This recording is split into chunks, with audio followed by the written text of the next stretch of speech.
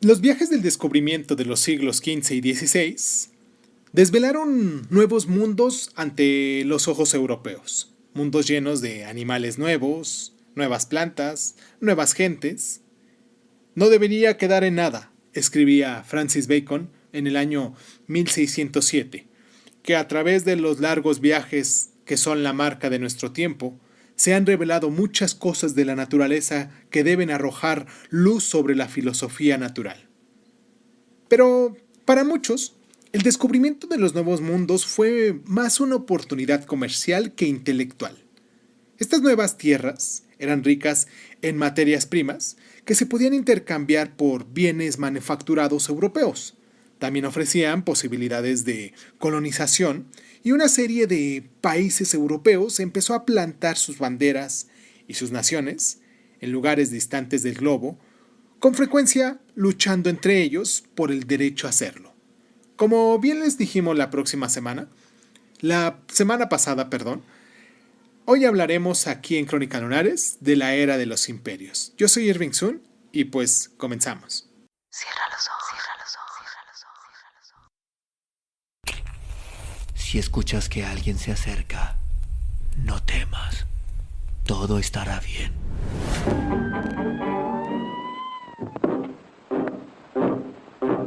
Folks, I'm going down to St. James's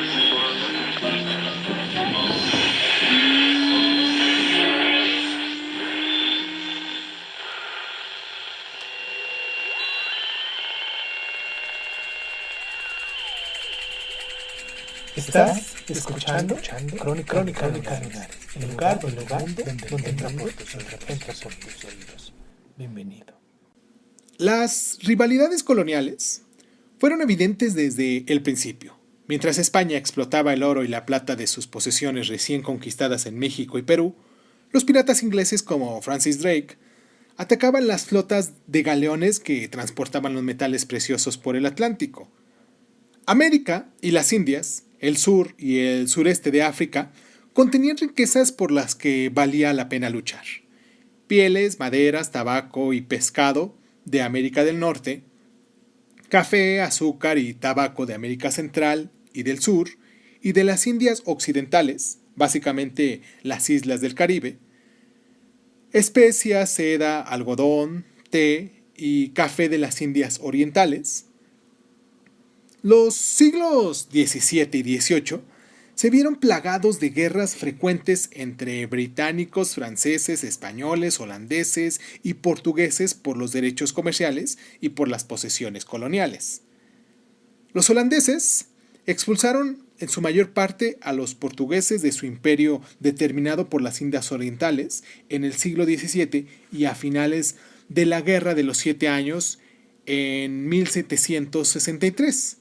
Los británicos surgieron como la potencia dominante en América del Norte y la India.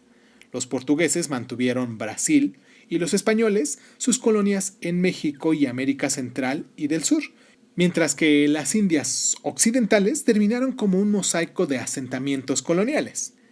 El cultivo de azúcar, tabaco y otros productos en las plantaciones americanas dependía del trabajo esclavo.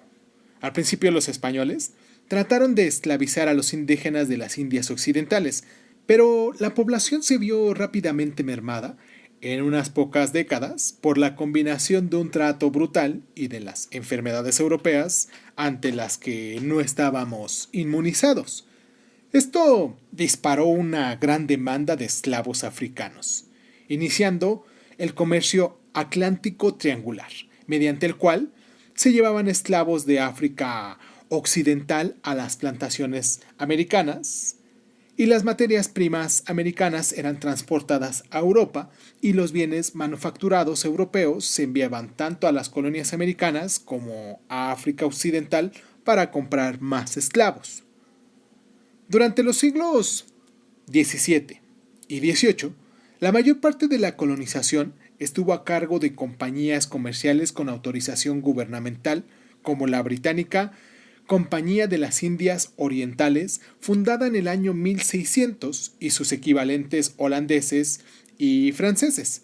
Una patente para la colonización y plantación de nuestra gente en América fue concedida por la reina Isabel I de Inglaterra a Sir Walter Raleigh en el año 1584 y se realizaron varios intentos de colonizar la costa oriental hasta que se estableció el primer asentamiento permanente por parte de la Compañía de Virginia en el año 1607. Los gobiernos europeos de este periodo veían la creación de dichos asentamientos como una forma de beneficiar al país de origen. Esta teoría, conocida como mercantilismo, fue esbozada en la Gran Enciclopedia Francesa.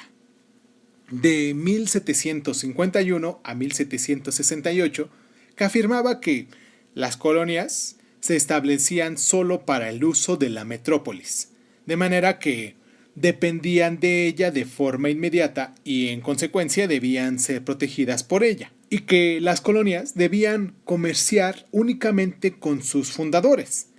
Lo que no reconocían los mercantilistas era el coste de defender por las armas el monopolio comercial de la madre patria hacia y desde sus colonias. Fue Adam Smith, en su innovadora obra económica La riqueza de las naciones, hecha en 1776, quien reconoció la realidad. Bajo el sistema actual de gestión, Gran Bretaña no obtiene más que pérdidas del dominio que asume sobre sus colonias.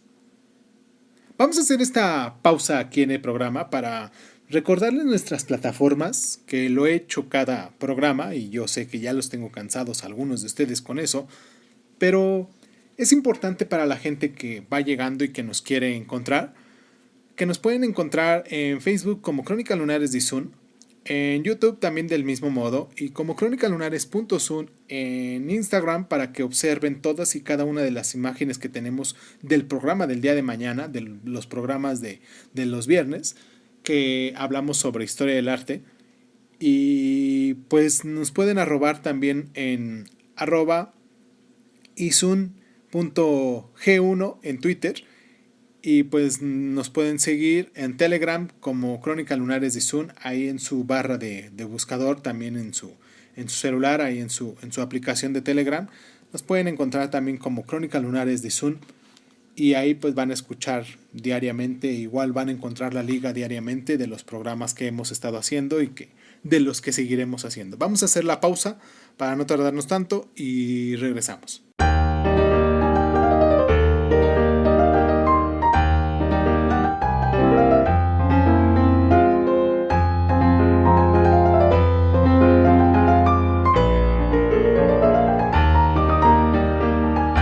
En el siglo XIX empezó a surgir una actitud nueva. La colonización no se debía emprender solo por razones comerciales, sino por el alto propósito moral de extender los beneficios de la civilización occidental a pueblos que se consideraban como salvajes, sin Dios, o como niños que necesitaban disciplina y discreción. En Gran Bretaña, esta actitud surgió del avivamiento evangélico de finales del siglo XVIII y en el siglo XIX se mezcló con teorías radicales pseudocientíficas como la superioridad de la raza blanca sobre la de los otros colores, y en el siglo XVIII los nabobs de la Compañía de las Indias Orientales Británicas, que solo buscaban dinero y una vida lujosa y regalada, habían adoptado las formas de vida nativa y se habían casado con mujeres nativas e incluso, en algunos casos, se habían convertido a las religiones nativas. Por el contrario, los administradores coloniales y los misioneros de la época victoriana mantenían una separación estricta entre gobernantes y gobernados, mientras que al mismo tiempo desplegaban grandes esfuerzos por construir iglesias, escuelas, tribunales, ferrocarriles y otros pilares de la civilización occidental. Para los colonizados, se trataba en parte de una bendición, pero por debajo de las intenciones piadosas, los colonizadores seguían ahí por el poder y el beneficio, y cualquier disensión se solventaba con la fuerza armada. Los imperios se seguían extendiendo mediante la fuerza.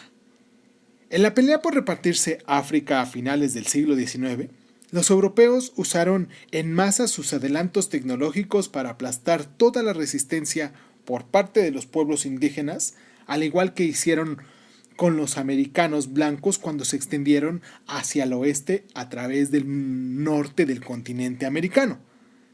Entre las potencias europeas surgió un nuevo espíritu competitivo.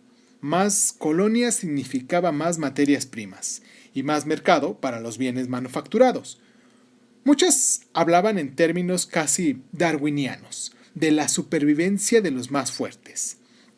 Estas ansias del dominio imperial contribuyeron a la desconfianza y a la hostilidad que causó en el estallido de la Primera Guerra Mundial.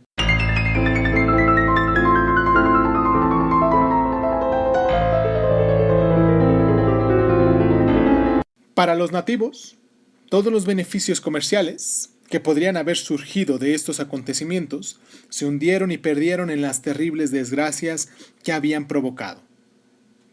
Dicho por Adam Smith en La riqueza de las naciones, y haciendo referencia al descubrimiento de América de un paisaje hacia las Indias Orientales por el Cabo de Buena Esperanza en el año 1776.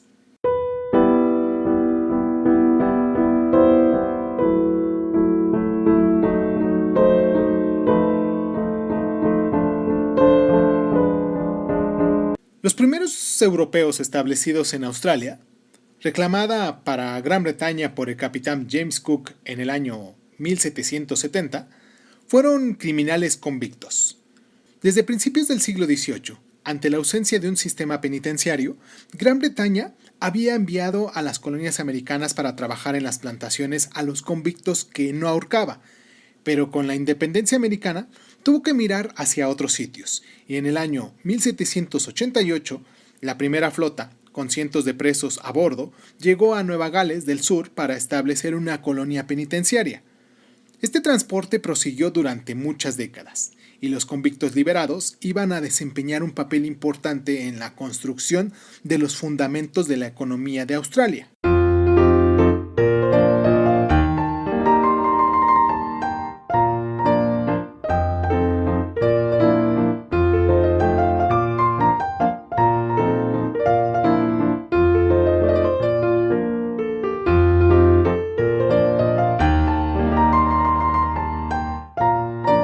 Desde el siglo XVI, las potencias europeas empezaron a ocupar el resto del mundo. En 1492, Colón llega a América. En 1494 fue el Tratado de Tordesillas, que divide el Nuevo Mundo entre España y Portugal. Del año 1497 al 99, Vasco de Gama abre la ruta marítima hacia la India. En el año 1500, los portugueses reclaman Brasil. En el año 1510 se establece un asentamiento portugués en Goa, en la costa occidental de la India. Del año 1519 a 1521 fue la conquista española del Imperio Azteca en México. Del año 1532 al 35 fue la conquista española también del Imperio Inca en Perú. En el año 1600 fue la fundación de la Compañía de las Indias Orientales Británica. En el año 1602 fue la fundación de la Compañía de las Indias Orientales Holandesa. En el 1607 la Compañía de Virginia funda el primer asentamiento permanente en América, en el continente americano. En el año 1652, los holandeses establecen una colonia en Ciudad del Cabo. Del año 1652 a 1674 fueron las guerras anglo-holandeses por el comercio. Los ingleses expulsaron a los holandeses de América del Norte y de África Occidental. En el año 1664 fue la fundación de la Compañía de las Indias Orientales Francesas. En la década de 1740, Gran Bretaña y Francia empiezan a combatirse en la India. En el año 1754 fue el inicio de la Guerra India y Francesa en América del Norte. En el año 1763, Gran Bretaña sale victoriosa de la Guerra de los 7 Años incorporando Canadá y la India. En el año 1770